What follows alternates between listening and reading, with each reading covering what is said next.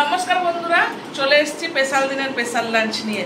দেখো আজকে লাঞ্চে কি কি আছে তোমাদের দেখায়। এই যে সবার আগে দেখায় মা কালীর প্রসাদ।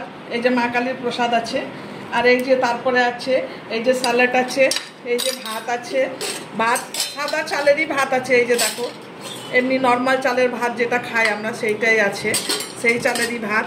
আর এই যে ডাল আছে, আর এই যে মটন আছে, এই যে মটন আছে, আর এই যে তেল মাছ আছে, এই যে পনিরের তরকারি আছে আলু দিয়ে, চাটনি আছে, পাঁপড় আছে, এই যে দেখো ভাজা আছে, ভাজা ভেন্ডি ভাজা, পটল ভাজা, বেগুন ভাজা, আলু ভাজা, কুমড়ো ভাজা, এখানে কাজু কাতরি আছে, আর ওই যে পাঁপড় আছে, পায়েস আছে, ওই যে চাটনি।